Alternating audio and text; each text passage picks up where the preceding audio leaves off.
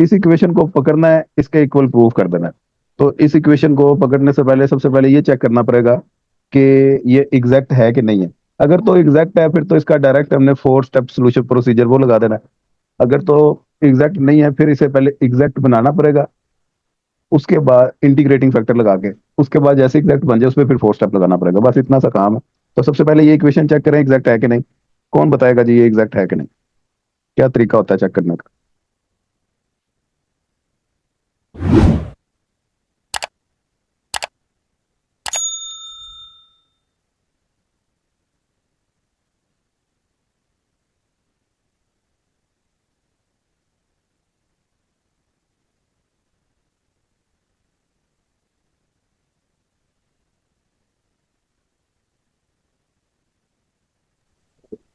Sir ये करली M और करली टी का फॉर्मूला ही करना था ना। 1 मिनट ये देखें पहले। Plus equal. U T Y minus W T equal 0। इस तरह लिखा जा सकता है ऊपर वाली इक्वेशन को। जी। तो डी वाई बनाने के लिए ये जो अवर डी टी है इसको दोनों तरफ मल्टीप्लाई कर देंगे। तो multiplying both side by d t, ये लिख लें आप। ये बन गया आपके पास d Y plus u Y minus डब्ल्यू डी टी इक्वल 0। ओके। अब यहाँ पे ये जो इक्वेशन है आपके पास m इक्वल टू 1 है, n equal to U Y minus W है। करली m ओवर करली t करते हैं तो ये 0 आ जाता है। करली n ओवर करली y करते हैं तो ये u आ जाता है। तो ये दोनों इक्वल नहीं है, इसका मतलब है the equation is not exact linear differential. So the given equation is not exact linear differential equation. इसे अब एग्जैक्ट बनाना पड़ेगा पहले। तो अभी पहले हम इंटीग्रेटिंग फैक्टर फाइंड करेंगे। इंटीग्रेटिंग फैक्टर के लिए आपने फार्मूला अप्लाई करना होता है।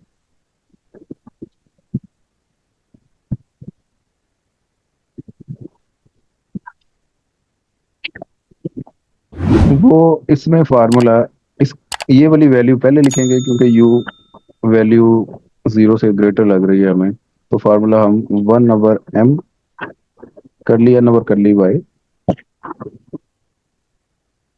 माइनस कर ली m ओवर कर ली t,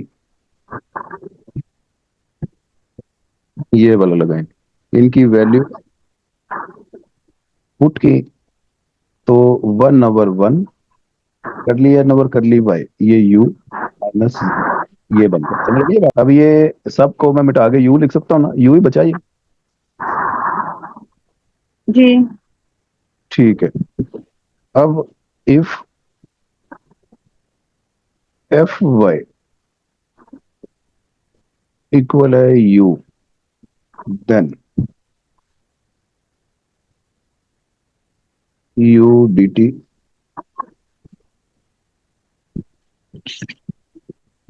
is an integrating factor multiplying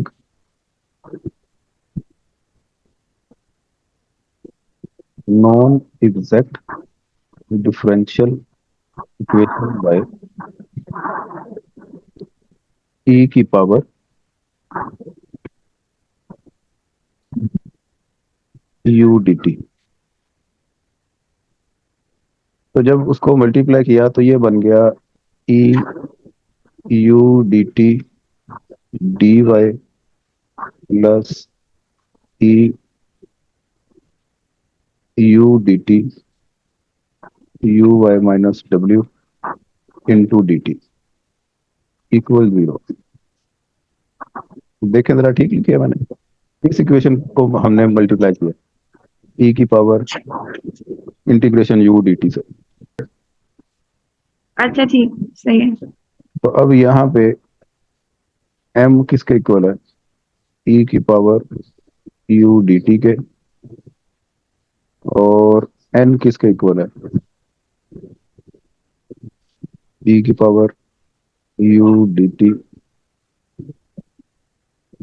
into U Y minus W. इसी तरह एम का आपने डेरिवेटिव लेना है विद रिस्पेक्ट टू टी। ये आ गया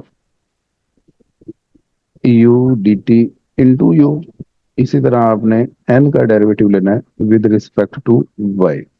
ये आ गया you D T into you. तो अब ये बन गई एग्जैक्ट डिफरेंशियल, समझे बात। जी। अब लगाएंगे हम four step procedure. We can apply four step procedure for finding solution. तो सबसे पहले जी step number 1।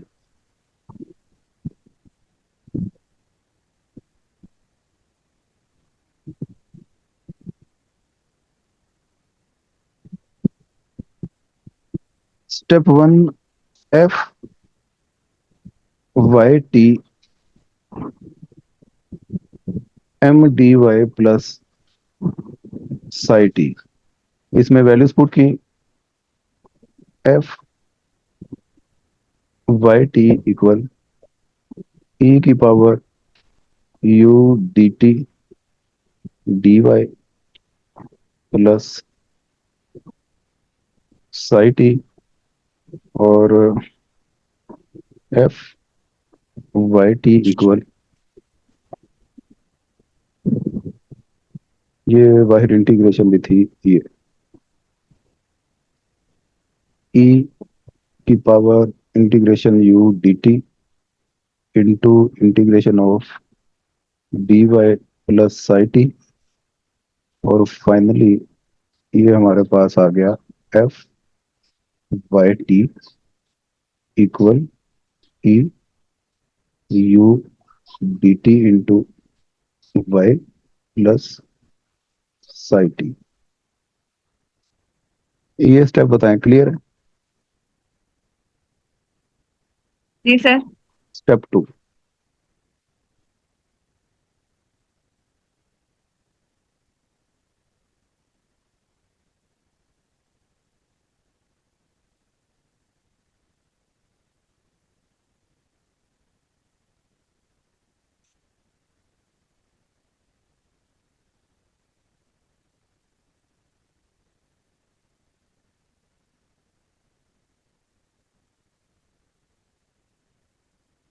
Sai dash T. Step 1 का डेरिवेटिव लेते हैं स्टेप 2 में, याद है।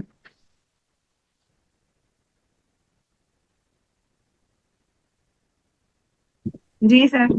ये एन के इक्वल है, इसकी जगह पे एन रखेंगे, ये हो जाएगा एन इक्वल, आगे सारा कुछ ये।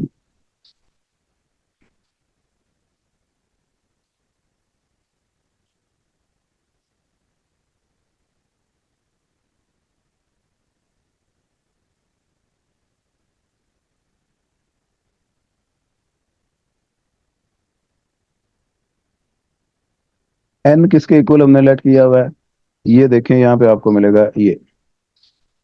तो एन की जगह पे हम ये पुट कर रहे हैं, बट एन इक्वल है E U D T U Y minus W. So ये आपके पास हो गया E U D T U Y minus W equal E U D T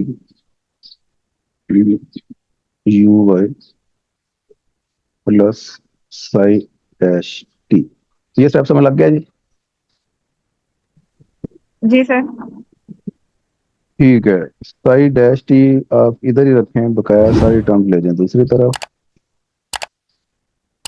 यहाँ ये ई की पावर इंटीग्रेशन यू टी दोनों से मल्टीप्लाई हो रही है, इससे भी इससे भी, तो दोनों से कर दे मल्टीप्लाई। ये बन गया E U D T into U Y minus E U D T into W equal E U D T U Y plus psi dash T.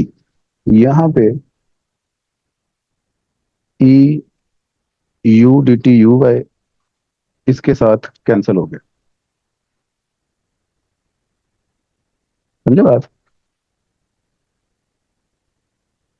हमारे पास बच गया minus E U D T W equal psi dash T.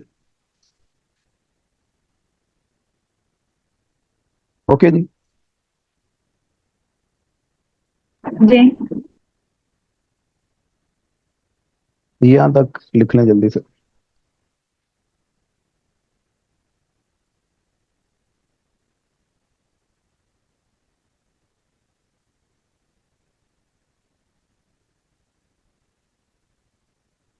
Sai T equal होता है integration of Sai dash T D T. तो Sai T equal आ गया integration of minus W E U D T into D T. Sai dash T की जगह पे उसकी value put की और माइनस डब्ल्यू इंटू उसकी इंटीग्रेशन जिस वक्त हमने ली तो इसका आंसर आ गया Sai T equal minus integration W E U D T into D t. ये साई टी की वैल्यू आ गई। समझे बात? Step 4।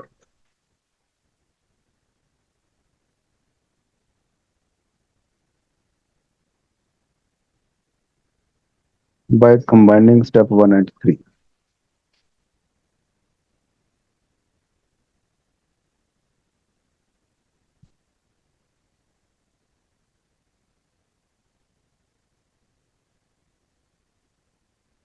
F Y T equal E U D T Y plus plus नहीं बल्कि प्लस माइनस माइनस हो जाएगा डब्ल्यू ई की power U D T into D T. Okay जी। सर। वालेकुम अस्सलाम। F Y T equal E U D T Y minus W E, बल्कि इसे ना अभी किसी कांस्टेंट के इक्वल आप पुट कर लें। इसको लिखे हैं setting this equal to any constant।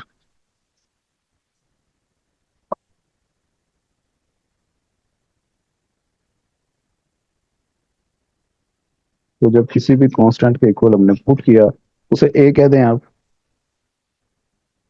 E U D T Y minus W E U D T into D T equal A.